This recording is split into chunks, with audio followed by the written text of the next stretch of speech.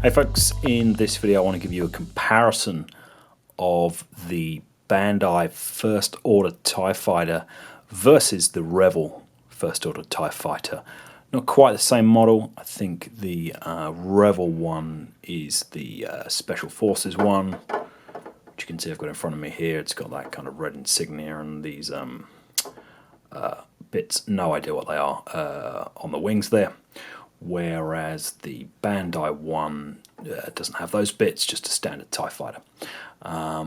They're different sizes, so the Bandai one is 1/72 scale, I think, and the Revell one, not quite sure of the scale, it's not showing me on the box here, but it's a little bigger. But the differences between these two kits are worlds apart, even though the Revell one is fairly bigger than the Bandai one. I'll just pull out the wing of one of the Bandai one. Obviously, it's worth saying up front, I haven't really started much in the way of assembly on the Bandai one, but you can see just there how much smaller the Bandai wing is. So I'm going to come back to that in a second. Revell one is what they call snap type, and this literally took 5-10 minutes to put together. Very, very, very simple. And you know, it's not bad. This was $40 Australian. I'd guess that'd be about 20-25 US, whereas the Bandai one was probably 50-60, I can't remember. So definitely more expensive for a smaller model. But the detail of the Bandai kits is just insane. The detail of the Revell one is not bad, but I mean, you look at this wing detail. I mean, on the Revell here, just get the center part in focus. If you look at that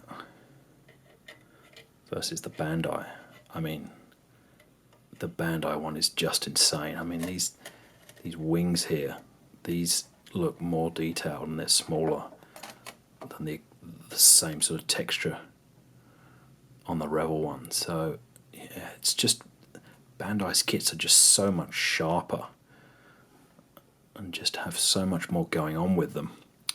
But hey, you know, you get what you pay for.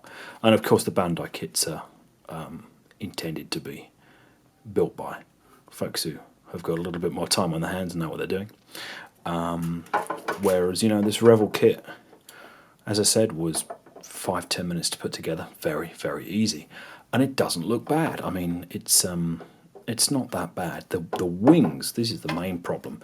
The wings are warped. So if you look at that one, it doesn't quite show it on camera. Certainly the other wing, if I flip it around.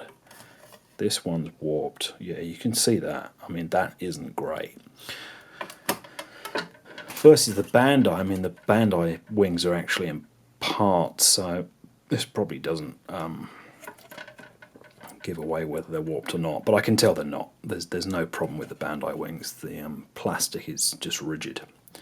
Whereas this thing, obviously I've got the camera a little bit up close, but you look at this, you know, when it's sat on the shelf here, it's pretty obvious that the wings here are bent out.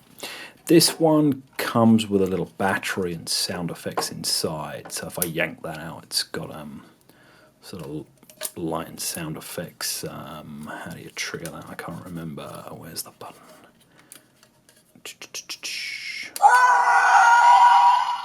Yeah, which is, yeah, not bad. Nice little touch. So for someone who just wants a nice little kit of the TIE Fighter without any effort, there's the cockpit. Not too much going on in there other than the seat. Interesting, it's only... Oh no, it does have the rear cockpit as well, but they look like they've taken some liberties with the design. But yeah, there you go. I mean, it's a pretty simple kit. I know some of the other Revell kits get a lot of abuse, so to speak, over their quality versus the Bandai. And I mean, obviously the Revell kits aren't as good, but this one looks okay. I mean, I'm not going to paint this. I'm happy with it, you know, just as it is. The Bandai kit's the one I'm going to paint. So let's move on to that. So obviously I just showed you a bit of the wing. So the wings come in 3 sections. You've got the grey kind of internal section, and then there's the 2 outer sort of frame parts, skeleton parts that clip on, and then there's this little join here. Same with the other one. And you know, I haven't really started assembly of this. There's sort of parts of the cockpit. You can see the roof parts I've still got on the spruce to cut off. Transparent parts, so things like that. You know, it's giving you the option to either use that plastic part and have the canopy clear, as they did in the earlier films, or have these transparent parts and mask them over and paint out the bits that should be dark. Same with that window piece there, you've got the 2 options. As with all Bandai's kits, it's got its little stand piece. They're obviously going for the kind of Jakku desert kind of thing going on, and then that'll go on there. And yeah, I mean, I've cut some of this stuff off the sprues, but yeah, there's a lot of work to do here. Although I think compared to some of the other Bandai kits I've got, this won't actually be that much work. It's going to be a pretty simple paint job. Weathering won't be too difficult, so I'm looking forward to seeing how this comes together. I think it's going to be a pretty easy build. So there you go, a quick little comparison of these 2 kits. They're very, very different. You know, one's really more someone who wants a little model on their shelf without too much hassle. The other one's obviously more for someone who's going to spend a bit of time on it and try and get a good result with the painting and the modelling. So I hope that helps. Continue following this series, and I'll update you with progress on how I'm going with the Bandai build here. See you next time.